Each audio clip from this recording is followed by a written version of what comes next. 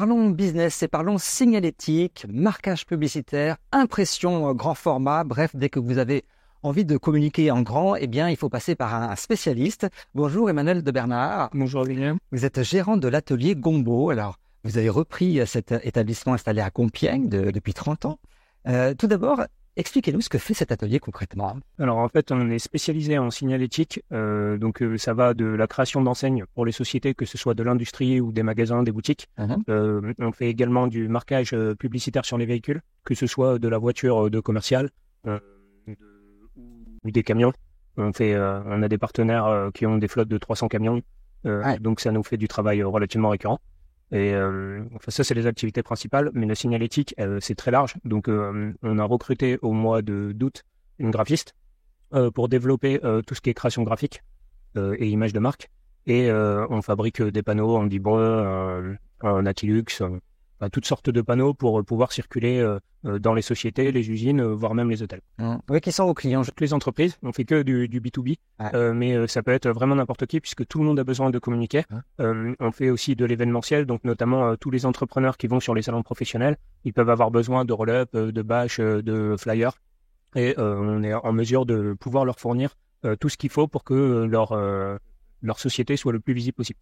Alors, ce qui est intéressant, c'est qu'on parle beaucoup de la communication digitale, on parle beaucoup des réseaux sociaux, mais vous, finalement, vous êtes dans le réel. Ouais. C'est un paradoxe. Après, Internet, c'est le réel aussi, mais c'est vrai que nous, c'est concret. On a des appels des fois à 21h pour le lendemain à 10h, parce que des personnes ont eu une expérience malencontreuse. Ils n'ont pas reçu leur signalétique dans les temps pour tel ou tel événement. Alors, l'avantage, c'est qu'on est maître de notre outil de production et qu'on est capable de sortir un peu au dernier moment que ce soit des t-shirts floqués ou que ce soit des roll-up. On peut les faire un peu en dernière minute, même si ça nous arrange pas. Au final, le client est satisfait et on peut répondre à la demande. Et finalement, chaque projet, c'est un travail sur mesure que vous faites à chaque fois. Oui, alors souvent, les clients ont déjà leur charte graphique et ont déjà une identité visuelle. Et nous, notre travail, c'est vraiment de mettre sur des supports leur image de marque, leur logo, que ce soit sur des murs ou des affiches. Notre but, c'est vraiment d'adapter leur charte graphique sur des matériaux. Et ça suppose beaucoup d'innovation pour être quand même à la page des dernières technologies. J'imagine qu'une enseigne il y a 10 ans, c'est pas la même qu'aujourd'hui. Alors, il y a un vrai levier par rapport à l'innovation. Ça évolue très très vite. Les machines coûtent très cher pour la fabrication d'enseignes. Mais ça revient aussi à la mode, tout ce qui est enseigne un peu vintage, etc. Donc finalement, on vit dans plusieurs époques en même temps, en fonction des clients et de ce qu'ils veulent. Il y en a qui veulent quelque chose de très conventionnel, très sérieux. Il y en a qui veulent du fun, de la LED. Il y en a qui veulent du vintage. Voilà. Donc on s'adapte à chaque fois au client.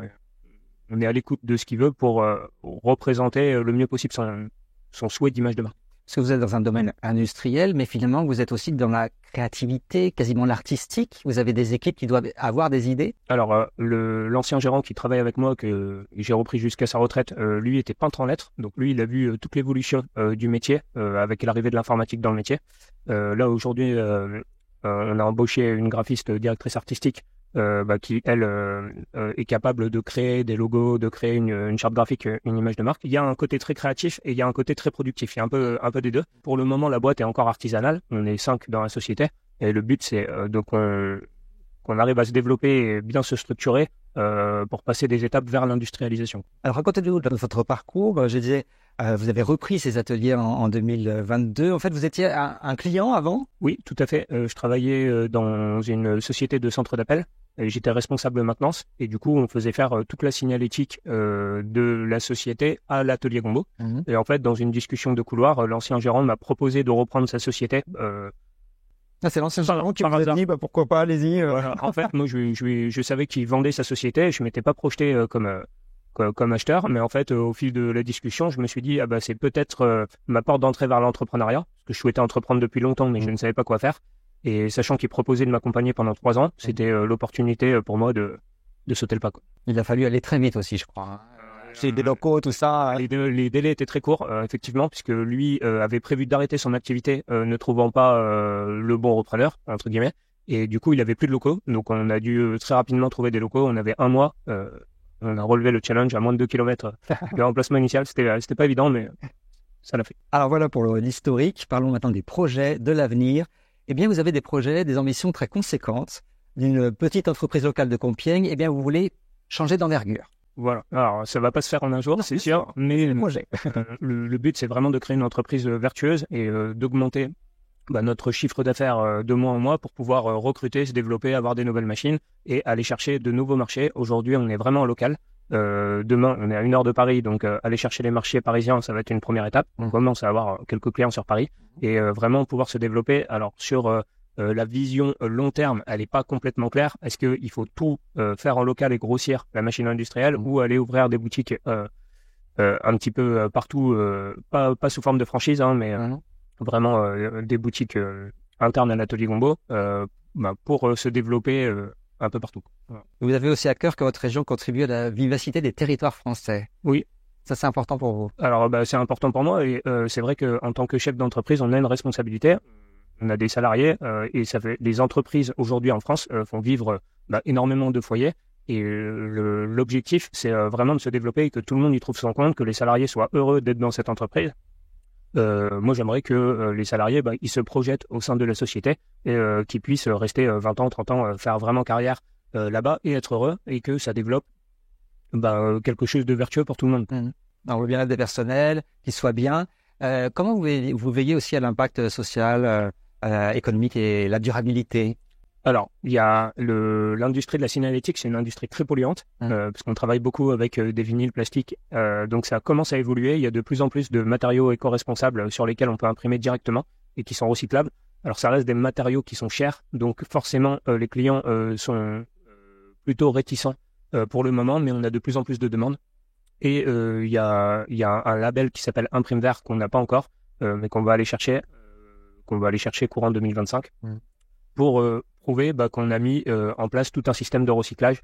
Voilà. On a des fournisseurs également de vinyle qui ont vu la quantité de déchets que notre industrie produit et qui ont mis en place des filières qui n'existaient pas pour pouvoir justement limiter notre impact carbone. Parlons business, on aime scruter un peu les âmes des entrepreneurs qu'on reçoit sur le plateau. Pourquoi est-ce que vous faites ça? Vous dites que vous voulez avoir un impact significatif sur l'économie, sur la société. Parce que je pense qu'aujourd'hui, il faut avoir de l'ambition. Il y a énormément de choses à faire en France et on a tout l'outil technologique pour pouvoir le faire. On a l'éducation qu'il faut pour pouvoir se développer. Et avant, on parlait beaucoup de fuite des entreprises en France et de fuite de l'industrialisation. Et moi, je pense vraiment qu'on peut entreprendre et avoir de l'industrie française au niveau mondial. Et en plus de ça, c'est quelque chose de gratifiant de pouvoir dire j'apporte ma pierre à l'édifice, j'apporte ma pierre à l'économie et tout le monde. Alors c'est pas le meilleur des mondes, mais c'est toujours très compétitif. On y contribue à sa manière, mais si on arrive à le faire, je pense que c'est une satisfaction personnelle. C'est une très belle vision et puis je vous souhaite un bon développement de l'activité actuelle et de tous vos projets merci que vous avez développés. Merci beaucoup Emmanuel de Bernard. Merci. Sur le plateau de Parlons Business. Reste avec nous, on se retrouvera bientôt pour un nouveau numéro.